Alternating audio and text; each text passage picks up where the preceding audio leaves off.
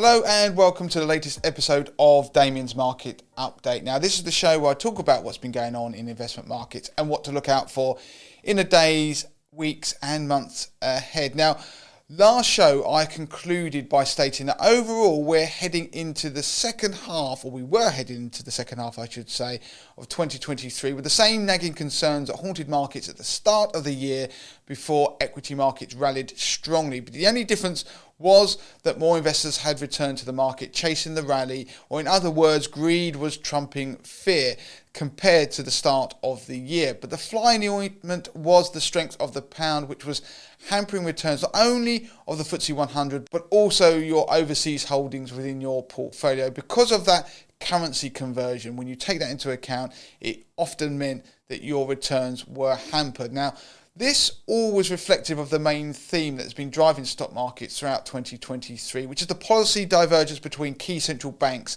And generally speaking, the closer that investors think that a central bank is to loosening monetary policy or stopping its tightening cycle, that means hiking rates, so stopping hiking rates, then the better their domestic stock markets have tended to perform. But of course there have been other themes bubbling around in the background that do pop up from time to time, like Chinese growth fears, geopolitical worries, and of course we've also had earnings season which has largely passed without any major incident. Now, if you want a good example of this, so like a microcosm of the combination of central bank policy expectations with these other themes, then you just need to look at the hours of trading after the official UK figures for inflation were released last month. Now, they were lower than expected, and it caused the FTSE 100 to explode higher by 1.9% in one day, which was the highest daily gain since November. We also saw property shares surge higher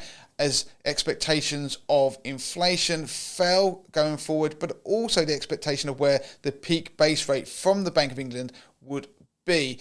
But the latest inflation data, which has just come out as I make this show, is slightly less rosy. It's marginally higher than expectations. So keep an eye on what happens in investment markets in the coming hours and in the next couple of days to see the dynamic that occurs between different asset classes. You can learn a lot in these periods. But it isn't just stock markets that have been shaken by economic data releases of late. Bond markets have been too. After last month's inflation data, we saw a huge swing in the UK gilt market. In fact, the 10-year UK gilt yield tumbled. It did pick up again, but it did fall to its lowest level since early June. We also saw the pound fall back below that key $1.30 level, which obviously gave some respite to UK investors. But it wasn't just in the UK where inflation data pleasantly surprised. It was also in the US, which meant that investors rushed back into the market, buying any dips. And so July did start off on a bit of a bad note, but it quickly turned around, and we saw not only US stocks rally, but that bled over into global equity markets. So what we saw in July was global investors deciding that central banks perhaps have turned the corner in their fight against inflation, particularly in the US. But following a stellar July, which built upon an already impressive start to 2023 for global stock markets, August has started on the back foot, with a weaker pound helping to soften the blow a little bit. If we look at the numbers, I can look here. For example, the best market at the moment is the FTSE 300 in Europe, so that's down about 2.5%. That's a broad measure of European equities. Dow Jones is down 2.8%. This is all in local currency terms. We've got the DAX down almost 3%. The S&P 500 in the US down 3%. And if we go down, the FTSE 100 is down 3.61% so far in August. And the worst performing index is the Asian ex-Japan index, which is down around about 5%. And we've seen a lot of weakness in Chinese equities too. So what is happening here? Well, a trickier month was to be somewhat expected, not just because of the strong rally we've seen year to date, but also from a seasonality perspective. So August is notoriously tricky for equities. Historically, the S&P 500 has fallen 0.2% on average in August since 1945. This is worse than the average performance of all other months except for September, which has an average decline of around 0.7%. There's a similar story of August weakness for the Nasdaq, which had been up 37% year to date as we went into August. But there's also a similar weakness story in August for UK equities, with the FTSE 100 falling on average 0.4% in August since 1984. So the question becomes, will dip buyers return and rescue the stock market like they did in July? Well, it's too early to say, but there are some notable headwinds starting to blow.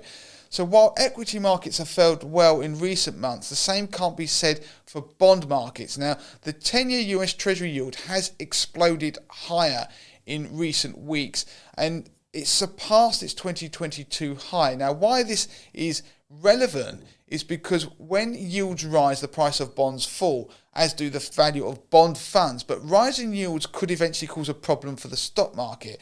Now, there has been a fairly tight correlation between the fortunes of the 10-year US Treasury yield and the tech-heavy Nasdaq 100 over the last couple of years. This is broken. So what all that means is that if that correlation is going to reassert itself, then we're likely to see US tech stocks collapse, or we're going to see 10-year US Treasuries rally, which means that their yields will fall. Right now, we're seeing more of the tech stock weakness. Also, we've got the US dollar index. That's woken up from its slumber and it's rallied significantly. And when the direction of the US dollar index changes, we usually see a ripple effect across other asset classes. So, for example, if the US dollar index keeps rising, then it will continue to be a headwind for US stock markets, and therefore, ultimately, that could bleed over into other stock markets globally. But the US dollar index has wide implications for other asset classes too. But we have seen some rotation into defensive equity sectors globally, so maybe that's a lifeline for the bull market in stocks.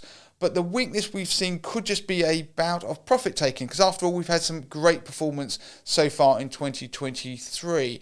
But investors' nerves are starting to show, because if you look at the Fear and Greed Index, so the CNN Fear and Greed Index, if you Google that, we'll put a link to that in the notes of this show, you can see that that's fallen significantly from showing extreme greed was driving markets last month to a more balanced perspective. So fear and greed are much more balanced at the moment. So fear is creeping back into the market. So that fear is being fueled by a number of things. Some of the things I mentioned earlier have been bubbling in the background. China data, so economic data is suggesting more weakness in China. That has spooked investors. And we've also seen a downgrade by some rating agencies of US banks. So that has spooked markets again. So we've seen some weakness in bank stocks. The message is that there is a pullback. Fear is starting to return to the market, but if the bears are going to drive this market lower, then now is their chance. So that is it for this episode of Damien's Market Update. If you found it useful or you've enjoyed it, do make sure you hit that like button, but also subscribe to this channel.